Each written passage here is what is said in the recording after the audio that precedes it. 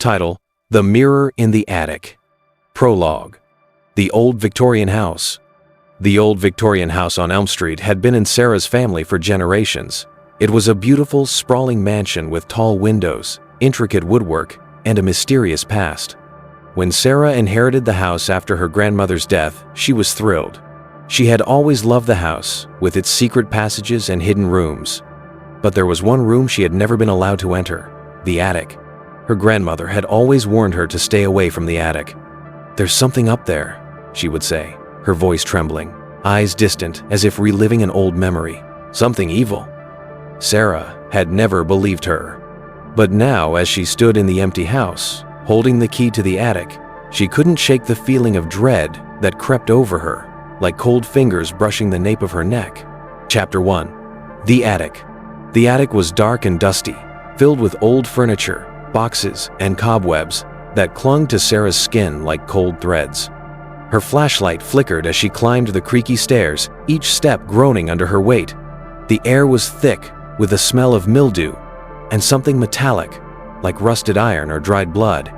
In the center of the room was an old, ornate mirror. It was taller than Sarah, with a gilded frame covered in intricate carvings of twisted vines and grotesque faces, their hollow eyes seeming to follow her. The glass was cracked and foggy, but Sarah could still see her reflection staring back at her, though it felt like someone else was staring through it. "Hello?" she called, her voice echoing through the empty room, swallowed quickly by the oppressive silence. For a moment, there was nothing but stillness. Then, the mirror began to fog up, as if someone had exhaled against the glass from the inside. Sarah's reflection disappeared, replaced by a shadowy figure with glowing red eyes that seemed to pierce through her. She screamed, stumbling back, dropping her flashlight. The beam spun wildly, casting eerie shadows. The figure in the mirror reached out, its fingers pressing against the glass, creating faint frost-like patterns. The mirror began to shake, the cracks spreading like spiderwebs across its surface. Sarah turned and fled, slamming the attic door behind her, her heart pounding like a drum inside her chest. Chapter 2. The History. The next day, Sarah went to the local library to research the house's history. She found old newspaper articles about her family, including one about her great-grandmother, Elizabeth, who had died under mysterious circumstances.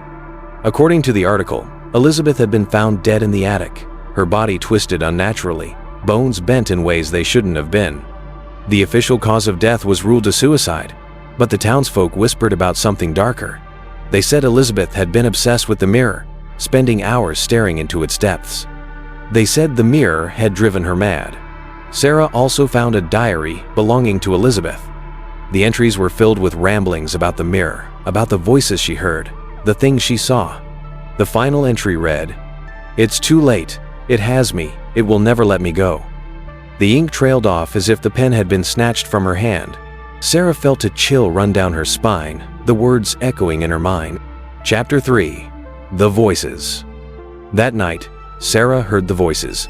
They were faint at first, like whispers hidden within the rustling of the old house. But as the hours passed, they grew louder, more insistent. "Sarah," they called, their voices cold and hollow. "Come to the mirror."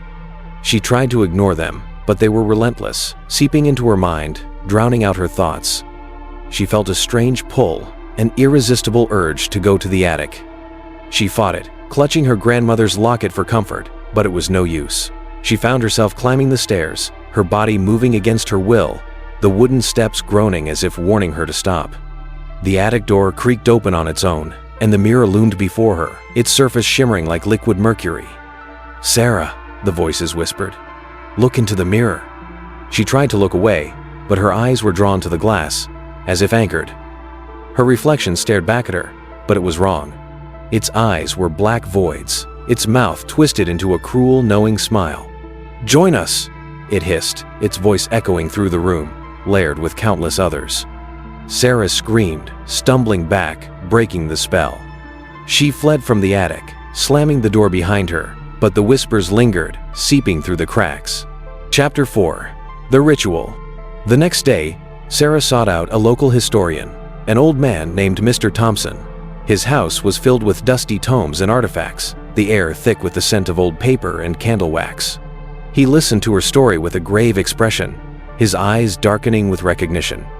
"The mirror is cursed," he said. "It's been in your family for generations, but no one knows where it came from. Some say it's a portal to another world, a world of darkness and despair. Others say it's a prison holding something evil, something that feeds on fear and grief." "How do I get rid of it?" Sarah asked, desperation in her voice. Mr. Thompson hesitated, then retrieved an ancient-looking book. "There's a ritual, but it's dangerous. You'll need to confront whatever is in the mirror, face your darkest fears. If you fail, it will consume you. And worse, it may not be just your soul it takes." Sarah nodded, her determination outweighing her fear. She had no choice. Chapter 5. The Confrontation. That night, Sarah returned to the attic. She had gathered the items for the ritual: a candle, a knife, a vial of holy water, and the protective charm Mr. Thompson had given her. The attic felt colder, the darkness thicker, as if it were alive. She lit the candle and placed it in front of the mirror, its flickering light casting grotesque shadows on the walls. "I'm here," she whispered, her voice trembling. "Show yourself." The mirror began to fog, the cracks spreading like veins. The shadowy figure emerged, its red eyes burning with malevolence. "Sarah," it whispered, "join us." "No," Sarah said firmly, gripping the knife. "I'm not afraid of you." The figure laughed, a sound devoid of warmth. "You should be." It reached out, its fingers pressing against the glass, trying to breach the barrier. The room grew colder, the candle flickering violently. Sarah felt the darkness creeping into her mind, her deepest fears rising to the surface, memories of loss, loneliness, and guilt.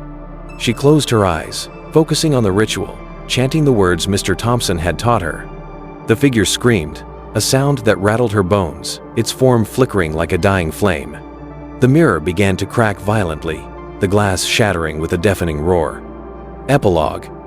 The Aftermath. Sarah woke up in the attic, surrounded by broken glass. The mirror was gone, but the feeling of dread lingered like a shadow that refused to fade. She could still hear the whispers, faint but persistent. She left the house that night, never to return. But the mirror's curse followed her, haunting her dreams. Sometimes, when she passed by a reflective surface, she saw something that shouldn't be there, a flicker of movement, a shadow with eyes that weren't hers. And deep down, she knew it had never truly let her go.